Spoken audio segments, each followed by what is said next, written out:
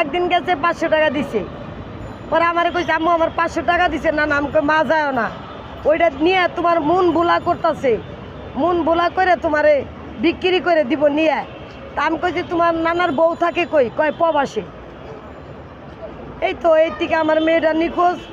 তা আমি আল্লাহর হস্তে এই দেশবাসীর কাছে, এই ডাক্তার ইনুস সাহেবের কাছে দাঁড়াইছি। এই মা অসহায় মা, এই ছবি তুলে দাঁড়াইছি। আর কিছু নাই এই জীবনে, আর কিছু নাই।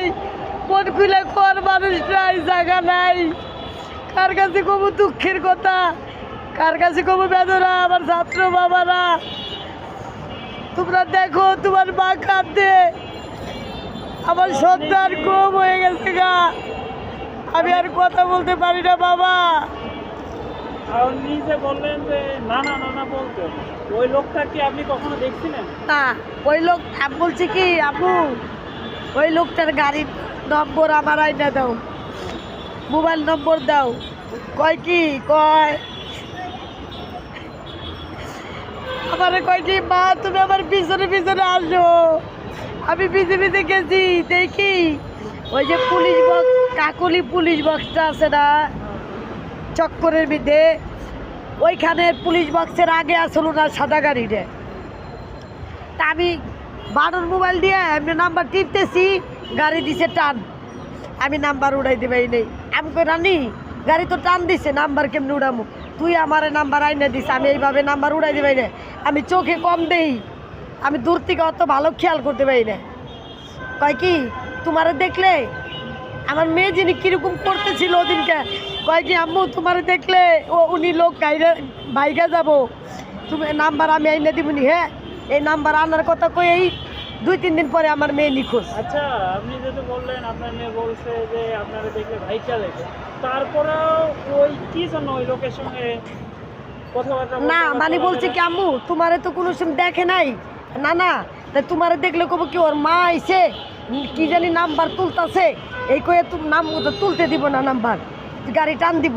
তা আমি কই তাহলে তুমি আমার আইনা দিও মা, আমার লক্ষ্মী মা, তুমি যাও না গাড়িতে, তোমারে নিয়ে যাব মা, তুমি ছাড়া আমার কেউ নাই। যদি মনে করেন আপনার মেয়ে এখনো বাইকে আছে, তাহলে ঘুমাইছে।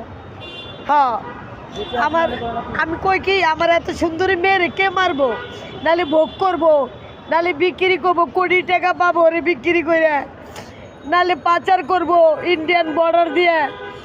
কোন জায়গাতে যিনি পাচার করে আমি জানি না। আপনি কি আইনি কোনো ব্যবস্থা নিয়েছিলেন? আমি মামলা করছি, যাদের সাথে চলাফেরা করছে বন্ধু বান্ধব ওগোর সাথে মামলা করছি, মামলা করছি, তারপরে পেপারে দিছি, তারপরে কিছু লোকের কোনো এভিডেন্স আপনাদের কাছে নাই?